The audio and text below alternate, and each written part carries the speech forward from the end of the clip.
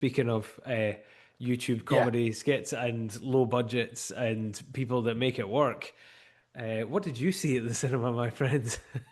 I watched Scream 7. No. Um, I watched Carrie Barker's Obsession, Oh, which before I read the thing off of Letterboxd, when I first saw the trailer for it, I half paid attention to it because it just looked like one of those Blumhouse A24. Oh, it'd be so clever hmm. kind of horror films. The poster is flat as anything. It's got such a generic title with Obsession. I mean, it's perfect for the film, but if you don't know anything about the film and you just see a poster with a guy sitting in his car looking at a box and the word obsession written across it, you just kind of like, yeah, There's an alternate poster that I actually like, and it's more flat than that. But yeah, I like it because it gives nothing, and it is just the red, but just red with the black writing saying obsession, and that's it. There is nothing else. There's no images, no nothing. It's a red box and black writing, obsession. But I love that because I love posters that give nothing about the yeah. film. And to have something like that, I mean, red screams danger. And then to have it in bold black letters saying obsession, I'm just like, oh man, I loved it. I absolutely I'll loved it. But tell you're you right, that one's uh, pretty flat. the poster I want to see is like a Matthew McConaughey rom com mock up poster of just like Bear and Nikki stood back Yeah. to back. It's just like got subtle details, like she's got a bloody brick in her hand, and How to lose your mind in 10 days. Oh yeah, yeah. Oh man, yeah. but so yeah, so Obsession, so directed by Curry Barker, and I mean, having watched Milk and Cereal, that's what really made me excited about Obsession. Hmm. I was like, oh shit, he's the guy who did that. No, I really want to check that out. But so anyway, the tagline is "Be careful who you wish for," which is a great tagline. Oh, yep. So, after breaking the mysterious One Wish Willow to win his crush's heart, a hopeless romantic finds himself getting exactly what he asked for, but soon discovers that some desires come at a dark, sinister price. Um, I mean, you told me you'd seen this film and you were like, "It's amazing," and then I told you I'd gone to see it. I sent you a picture of me sat in the cinema holding my cinema ticket, Yeah, and after I got out, I was just sent you a message that was just like, "Holy fucking shit!" yeah. And when I reviewed it, I was like, I'm trying to get my thoughts together. It's like, but all I really want to say is just "holy fucking shit" over and Yeah, over again. yep. This film blew my mind. It's going to be difficult to talk about without spoiling it, so I this will may not just be the most in-depth review, but we are going to do a Curry Barker special where we yes. talk about some of his short horror films that are all on YouTube, and then we'll at the end of that we'll do a more spoilery chat for people who have seen the film. Yeah, Um, I'm really looking forward to that so we can get in depth in Obsession. So genuinely for people that are listening, if you've seen the film or you're not bothered about spoilers or whatever, when we go more in depth into Curry's work, we will be talking really in depth about Obsession. We'll be going full blown endings, everything about it, and I can't wait, man, because I'm so enthused about this film. Yeah, I mean, we will talk about his films first, so you can listen up to that point. We will give you a clear point where we're going to talk about Obsession with spoilers. So if you're Yeah, interested in his YouTube stuff and then want to drop out, go and watch Obsession, then come back and listen to that, we will do that. But I can't pick a bum note with this film. no. The cast are superb. The guy who plays Bear is great. Um, Sarah from Superman and Lois, or Indy Navarrete, as her parents call her. Well, they might not actually. I think that's a stage name, but but she is so good. And when I saw that trailer, I was like, that girl looks familiar. But I was just like, it must have been some other generic horror film or something that. And you were like, we got a Superman connection in this, so it all comes back to Superman. Yep. Jingle. Superman. Yeah, she is. She's the MVP of this film for me. They're Yep. all great, but like the way her character just turn on a dime. Basically, from that setup, he makes this. There's a girl that he's in love with or in love with the idea of. We can get into that a bit more when we go spoilers. Um, and instead of asking her out, he bottles it and takes the easy way and uses a wish. Yep. Uses a wish on a one wish willow And that you can see in the trailers for. yeah, And he asks for her to be in love with him. But to love him more than anybody else in the world. but as the Which you ta really want to get your wording right with that because yeah, that's big just time. asking for fucking trouble. As the tagline rightly says, be careful who you wish for.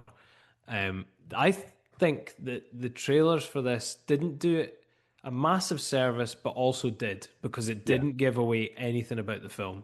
It It just gave gave you that away, right level of what you're in for because that yeah, bit where he's out on the date with her in the restaurant and he goes to answer his phone and it's like him stood behind a wall. Obviously, we can see him, but she can't see him from where she's sitting. yeah, And then she just gets up and walks into the background of the shot yeah, and then goes back to the table to sit down. And that's in the trailer, so that's not a massive spoiler. But there's just they, stuff like that. And the way he shoots it, where you can see the background and you're looking in the background for stuff and it's yeah, not there. yeah. I mean, there's something about comedians. I think if you know the timing of a joke, you can do the timing of a scare in a horror film. Yep. It's funny because And there's a it's film. more an easy, unsettling thing that runs through this film rather than, jump scare. It's There are a it's couple of jump scares. it's funny because there's a film that came out this year, only like last month or whatever, horror film that used the same effect and did the thing of like capturing the wide shot with the person sitting there and it just being like empty space, and they didn't do anything with it, and that was that undertone Yeah. that came out, and they didn't do anything with it. There was no level of threat, and there never was a level of threat in the background. This, on the other hand, lets you know effectively it does it. It lingers, and the whole time you're sitting going, "Oh man, I just don't feel easy here at all." I think it's a shame in some ways that this film's is an 18 because I think it would be a perfect 15 because I think it's never going to be in the conversation with it, but I think this belongs in the conversation with adolescents Yes, about toxic masculinity, toxic relationships, the whole, you I know, think the whole how in this it's through a wish, but by forcing somebody into a relationship with you, they cease to be the person that you fell in love with. it's definitely saying a lot about how men see women, how Yeah. boys see how boys see girls. You know, Well, how it's summed up perfectly in that opening scene where he's practicing what he would say to Nikki to the waitress, yes, and Ian sat to the side. And again, this is right at the beginning of the film, so it's not a spoiler. But basically, Ian's like, "No, man, you can't do any of that giving her flower shit." And the waitress is like, "Actually, I thought that was really sweet." And they just yeah, dismiss what she says. yep, To be like, completely dude, dismiss her. I know women. You got to treat them mean. And I Yes, think that element is what makes Bear such a complicated character. Is Ian's like a toxic friend. yes, And very. again, we'll get into it more in spoilers, but I just think that this is one of those films that just let it be known that there is definitely more than one villain. It's not exactly who you think it is, and it's very questionable if there is any actual heroes throughout the whole thing. You know, yeah, it's not that simple. Even it's not even as simple as antagonist protagonist. It is lines are blurred everywhere, but they're blurred to perfection. Man, like I could gush on this film for ages. Obviously I went in for a second dip last night. You know what I mean? yeah. I went and saw it again. Because I'm 100% with you. I was sitting on tenderhooks waiting for you to come back with your verdict of the film. I was so excited for you to go see it. I kept saying to my partner, I kept saying to her, Stu's been to see Obsession tonight, and she's like, "What do you think?" I was like, "I haven't had anything yet." She's like, "Oh, you're getting excited." I was like, I am. I'm genuinely getting excited to see what he says." And then when you just came back saying, "Holy fucking shit," I told her, she was like, "Yes, that's what you want." I was like, "Yes, it is." It is because it's such a film. I mean, I watched it on Sunday at the time of recording. It's now Thursday, Yep. and I've been sitting with this film, Hmm. and like I say, it weirdly made me think about the other big horror film that was released so far this year, Yes. Yeah. and Yeah. how that could be so shit and this could be so good. This is a masterclass in tension. Yep. It's like a not obvious tension. It's a really unsettling tension. You Yep. know something's going to blow up, and I mean, it's part abusive relationship. Like I say, I think the fact it's a horror, it's largely going to get dismissed, but it is an important thing. I think if you could do an edit so that 15-year-old boys could watch it, Yep. Yeah. Yeah. Yeah. I I think definitely. it'd be an incredibly important watch for them. Yep. 100%. Because we've all, maybe not all of us, but I certainly have been a teenager and been like, why doesn't she love me? Why do they always love the bully kid? Yep. Yep. We've all been that, why don't they like nice guys? As you get older and you mature, you're just kind of like, that's not like that, man. No, no. I think everybody's definitely a lot of guys have had that thing of girls don't like the nice guy or whatever. I can assure you they do.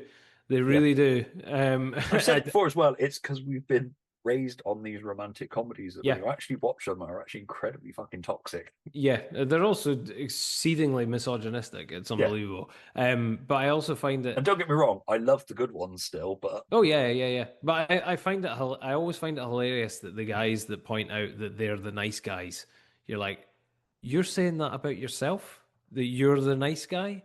You can be that good of a judge of character of your own being that you're a nice guy. I'm gonna just put it out on a limb here and say that you're a dick. yeah. I mean, we'll get into that more in spoilers Yes. because there's a couple of really nice moments in this that, like, the public version of a character and then the at home version of a character. Yes. I Um, just I would urge everybody to go see it whilst it's on at the cinema. Do yourself a favor and go see it. oh, If it's you, definitely a cinema movie. yeah, if you, Sound, picture, biggest screen you could possibly see it on. Annoyingly, my cinema, it was in one of the smaller screen rooms, same but actually, yeah. I get it because you've got whatever the big movie is that's out at the moment that I don't give a shit about. Uh, mm, what is out at the minute? I don't know, there Michael? was Devil Wears Prada 2 Oh yeah, and yeah, yeah. Michael. Yeah. And Sheep Um Detectives. that Sheep Detectives looks all right. I'm It not going to does, dismiss that but one. it does, but it's another one I mean, that's it's going to be all Mandalorian and Grogu from Friday, so yeah, true, yeah, um yeah. but yeah, it is a rewarding film to see at the cinema. Hmm. Um, I'm really gutted for Child One that he doesn't get to see it at the cinema Yeah. because I I think think the way he does the sound, the way he films it, Curry Barker he has a promising career. He's got another film coming out with Aaron Paul and Bryce Aaron Dallas Paul, Howard. and yeah, and then he's doing a new Anything version of but Texas Chainsaw Massacre, yeah, which that's the one anything. that's got me a bit. Ah, It was what was the film called? Like Anything But Ghosts or something like that. yeah, something I think like it's that. Yeah, called. Yeah, the new Texas Chainsaw Massacre. I'm a bit dubious of. I'm not a massive Texas Chainsaw fan, but I'm I'm not. I interested. appreciate the original for its importance in horror, and I quite enjoyed the second Texas Chainsaw Massacre. Um, as Yeah, in, Dennis Hopper in a chainsaw fight. yeah. I think I don't know. It's just it's what studios do, isn't it? Yeah, You get two films. You get one with your friends, one with star power, and one that has to be a licensed and product. then you get It's slapped yeah. into the franchise IP, It's and what's I don't blame anybody for going for that. yeah. I mean, he's talked about people have asked him about whether there could be a sequel to Obsession, and he said, it wouldn't pick up with these characters, but I have ideas for other versions of it. The thing that I This like this is a the lightning in a bottle for me, though. yeah I heard him in an interview talking about it and how if they were to do the One Wish Willow thing again, and he said he would love to do an anthology TV show Yeah, that's a load of people doing their wishes on a One Wish Willow and seeing how it goes. And what I liked about the thought of that was the fact that not all of them were horror. A lot of there yeah. was actually genuine sincerity ones and stuff like that as well. So I was like, I Well, could that's it see because there's a that. character in this film that it clearly worked out for because he's happy with his wish. Yeah, yeah, And it's a bit early in the morning to bring in that kind of negativity. So yeah. Yeah, I love this, man. Like this is so far looking up to be my film of the year. yeah, it was Uh, Project Hail Mary for me, but this one has like jumped on that Super Mario Brothers mushroom yep. style, and I also want to assure people as well that like this isn't some crazy hyperbole. Like when it comes to films, I understand the thing of hype killing any sort of notion to go see a film. I very much am that person that when people start talking about something repeatedly and everybody's saying it's great, it's great, it's great, it puts me off straight away. But I want to assure anyone that if that has happened to you, go against your judgment in that sense and go see it because it yeah, is it is as good as people are making out. Genuinely, I don't buy into just sort of manufactured hype. This is not manufactured hype. no. This came out not the way that the film actually is. The market was totally different. It wasn't up the side of buses or anything like that. And it's done gangbusters because it's great and word of The screening mouth. I went to when I booked the tickets, it was really busy. When I went in there, it was a little bit lighter, but I wonder again if that was people who booked tickets online and then got Yeah. ID'd on the way in. Um, Yes. but it was really nice to see a film like this with so many people in it. It wasn't full, but I'd say it was like over a third full. Yeah. Wasn't quite half full, I don't think, but there was enough more people in it than I expected for like 20 to 8 on a Sunday night or whatever it was. I just didn't get I just didn't Oh no, it get was the that. 6 o'clock show when I went to. I think Same actually. I went 6 o'clock one as well. it was nice to go out and it was still light outside. To be honest, That was in my first review. That was in my first review when I said to him, I went out and it was just straight into the, the daylight, and it was like, oh, I meant to just go about my day like it's a normal thing. Can I actually just can I indulge a little bit here and just read the start of my review just because it kind of sums up the film when you're leaving it. The credits rolled and I was transfixed to the screen, pulling my hand away from my mouth. After being jarred by the lights banging on, I walked out into the sunshine and was met by the greeting attendants, "Have a nice day," replying with, "Thanks a lot." Like it's just a normal day and I haven't been just totally scared stiff. Because that's what I really wanted to turn around to everybody in that audience and say to them, wait, how are you just getting up right now and leaving? that's We have just something watched something. Like, what the fuck was that? Like, what? Can we I just do sit wish down? cinemas wouldn't, as soon as the credits start to roll, bring the lights up. That one in particular, that is one thing that I will say. That one in particular, I think, has been. Uh, I think that's been instructed to come on the way it has because it's too orchestrated. It's too I no, I orchestrated. think they do it unless there's a mid-credit or end-credit scene. They tend to bring the lights up pretty But much as it's soon as it. but it's the second Curry Barker's name comes on the screen. The and he's the first name. As soon as his name comes on the screen, the lights bang on. And I'm like, that has to be that has to be part of the film. It has to be because it's been the same experience everywhere. It's not like you're saying that and you're in I think that's Gloucester. just cinemas. Maybe I don't know because there's plenty of films I went to see where the credits are halfway through before they bring the lights on. Um, but this was just both I times. think they don't do it with the bigger movies. Yeah, maybe not. I think the smaller movies are like, right, fuck off. I don't Um, know. I was I mean, surprised. it's.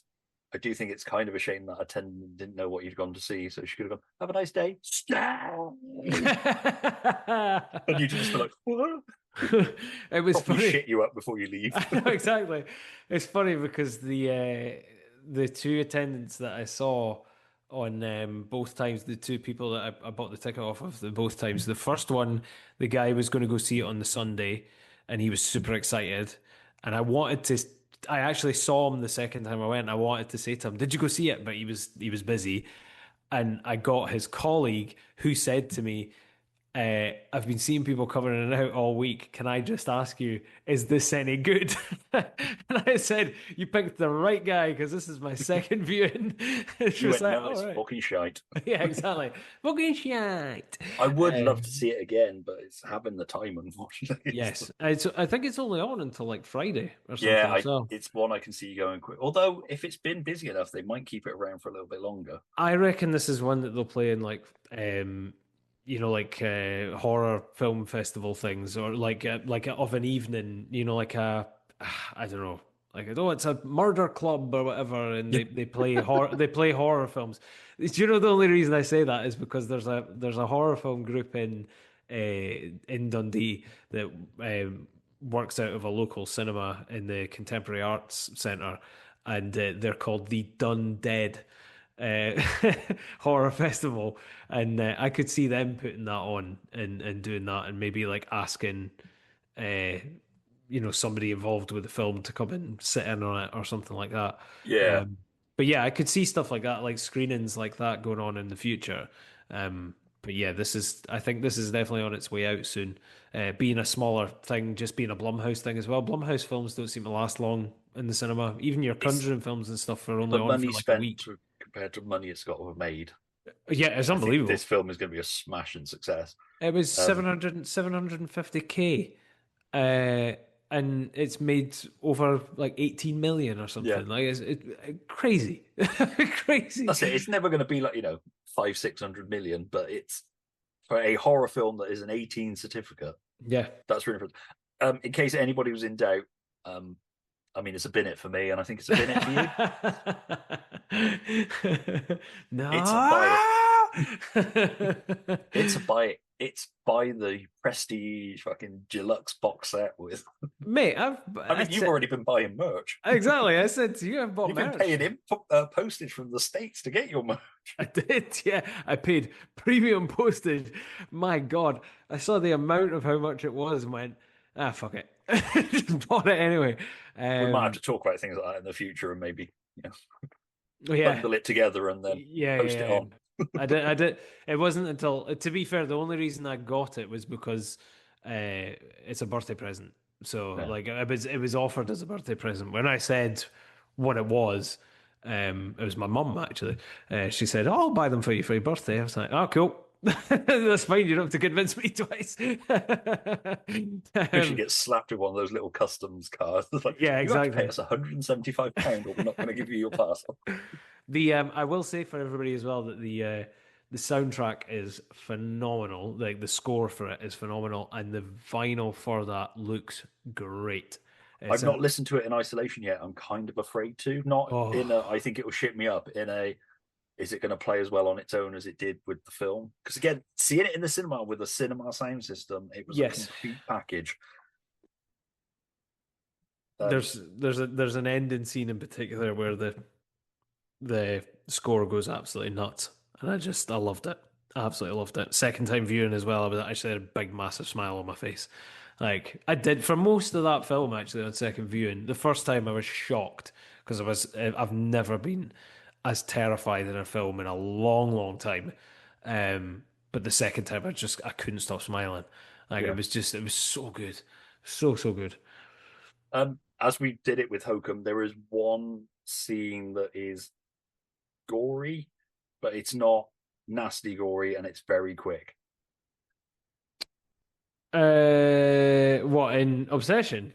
In Obsession, I mean, I'd say there's a couple of scenes that are pretty uh, horrendous. there's one that's really bad though. Yeah, one that's really bad. It is over pretty quickly, but It is. It's like a blink and you'll miss it. I mean, it's You an only have to 18. close your eyes for like 5 seconds. Yeah, it's an 18 for a reason. Yeah, Yeah, there's some pretty disturbing stuff in it.